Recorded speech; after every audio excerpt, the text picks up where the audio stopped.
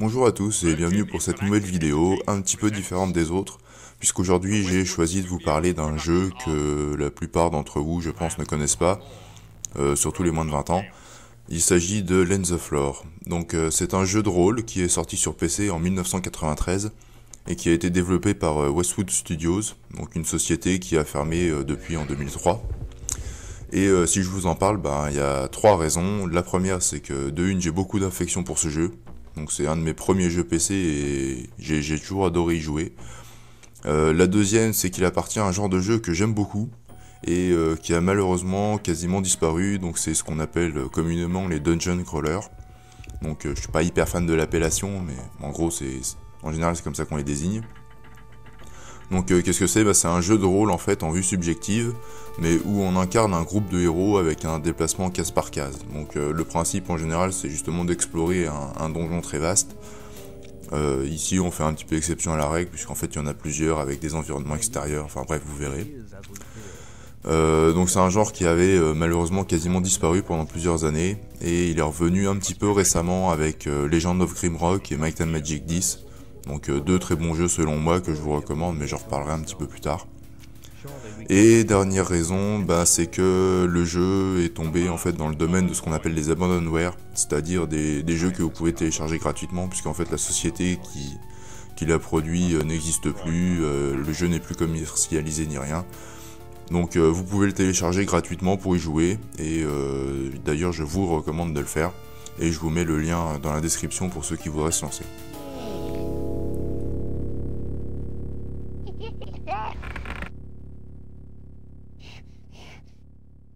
You'll be so pleased.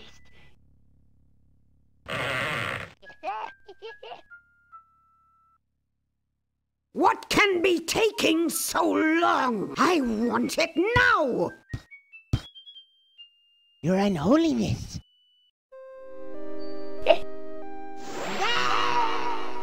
You will not make me wait again. Ah, it's a pretty little package. At last, Richard and his puny forces have met their match.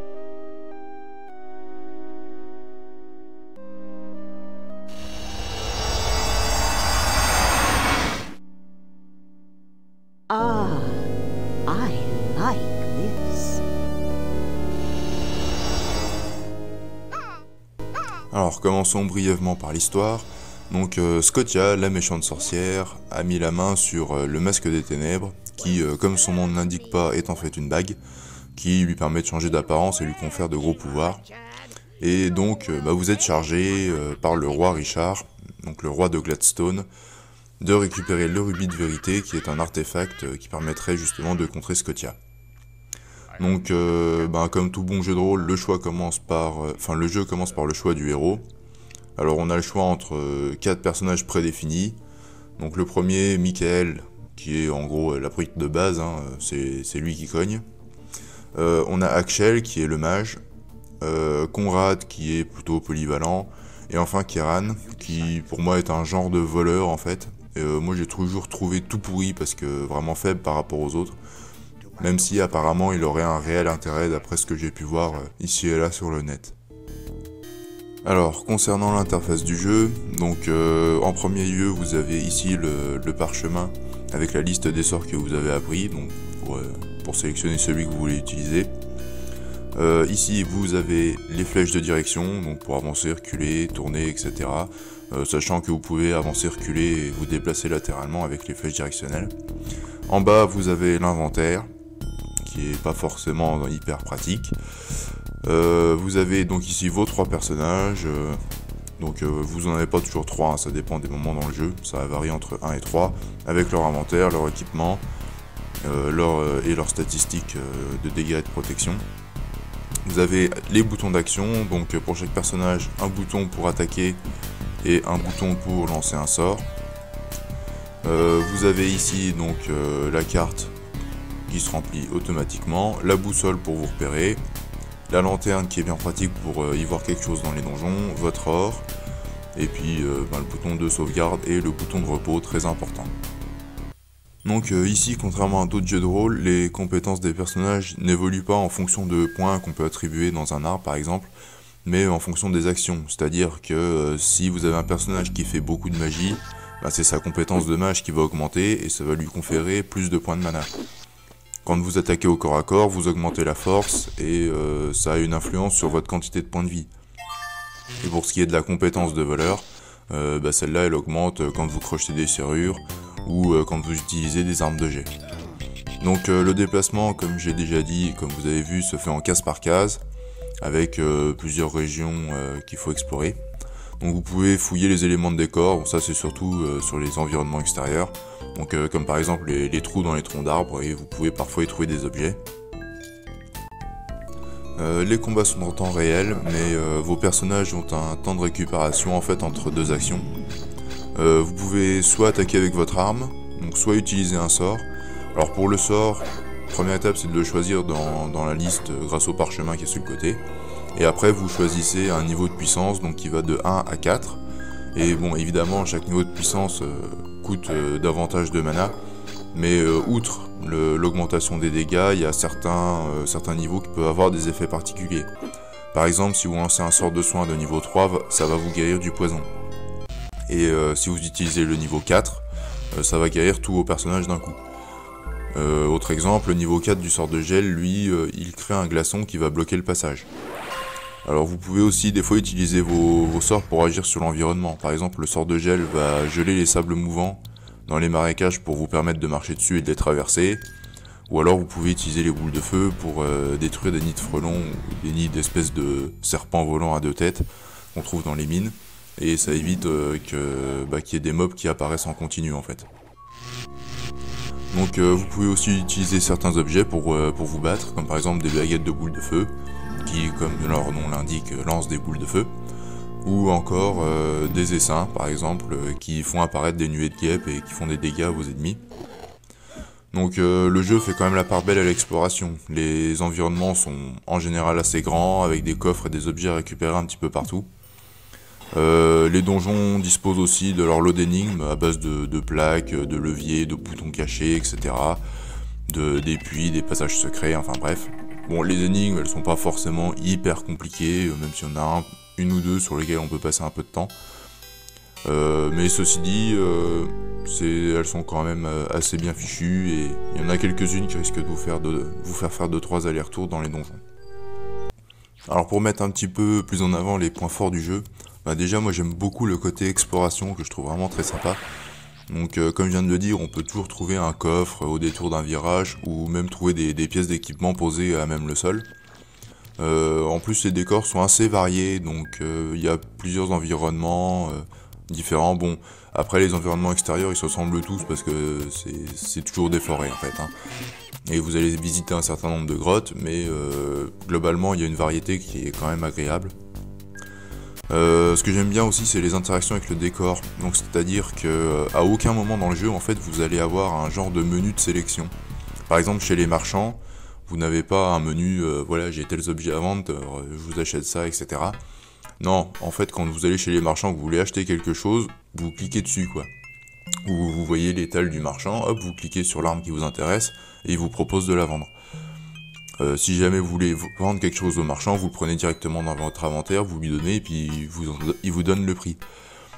De même, vous pouvez aussi fouiller les décors, même quand vous êtes dans un tableau un peu spécial par exemple. À un moment du jeu, vous pouvez vous retrouver en train de parler à un mineur. Mais si vous cliquez un petit peu autour de lui, vous allez pouvoir récupérer une pioche et un home qui sont posés par terre à côté. Donc ça peut avoir l'air idiot comme ça, mais en fait je trouve que ça donne un aspect...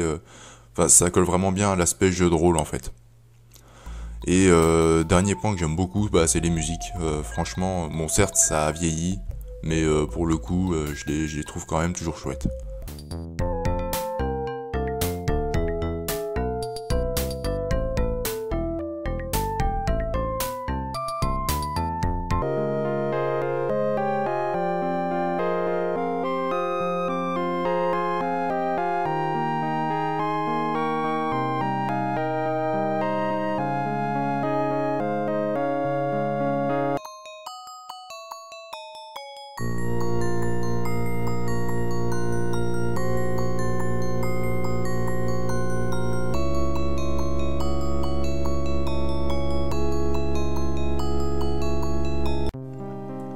Alors malgré tout, il y a un ou deux points qui sont quand même un petit peu plus gênants. Le premier, c'est l'absence totale d'indication sur les propriétés d'un objet. Bon, ça va avec ce que j'ai dit juste avant sur l'absence de menu chez les marchands, etc. Quand on trouve un objet par terre, en général, on a rarement la notice d'utilisation qui va avec. Donc bon, pour l'aspect jeu de rôle, ok, mais le problème, c'est que vous êtes toujours obligé d'utiliser un objet au moins une fois pour voir son effet. Alors pour certains, c'est pas très grave. On devine très facilement ce qu'ils font, par exemple baguette de boule de feu, on comprend bien que ça va pas faire des sushis. Pour d'autres c'est un peu moins évident, mais bon, quand c'est des objets qu'on peut utiliser plusieurs fois, c'est pas trop grave, on l'utilise une fois, on voit ce qu'il fait et puis après on le sait. Par contre pour les objets à usage unique, c'est un peu plus embêtant parce qu'une fois qu'on l'a utilisé, on l'a plus. Et avant de l'utiliser, on sait pas à quoi il sert.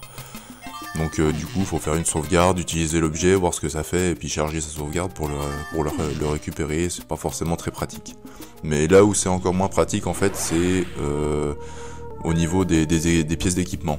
Donc il y a de nombreuses armes et armures qui ont en fait une propriété particulière, et elle n'est pas du tout évidente au premier abord en général. En tête de liste, je vais citer les épées d'émeraude. Donc les épées d'émeraude, quand on les trouve, elles ont pas l'air hyper impressionnantes en fait, parce que à ce stade on a moyen d'avoir des armes plus puissantes, mais en fait elles ont une propriété particulière qui est vraiment hyper utile pour un passage très précis du jeu, qui arrive un peu plus tard, où on va combattre des fantômes. Et si on n'a pas les lames d'émeraude à ce moment-là, on ne fait quasiment aucun dégât sur les fantômes.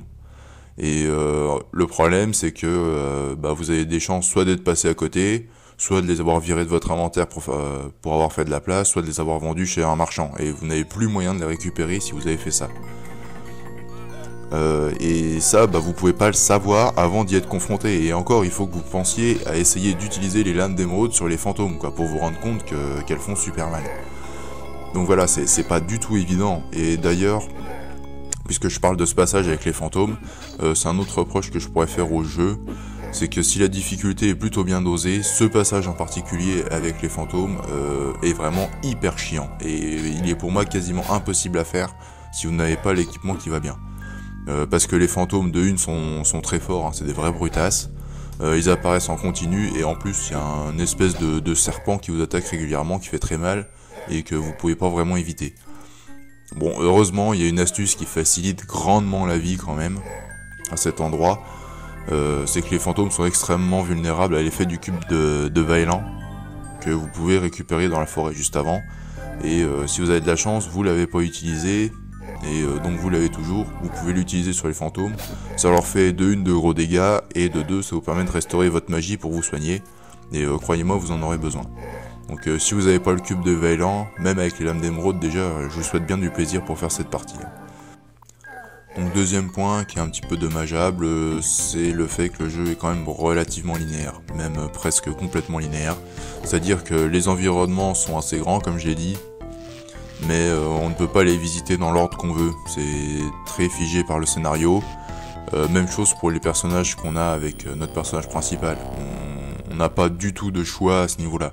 On choisit notre personnage, mais après pour les autres c'est déterminé par le scénario.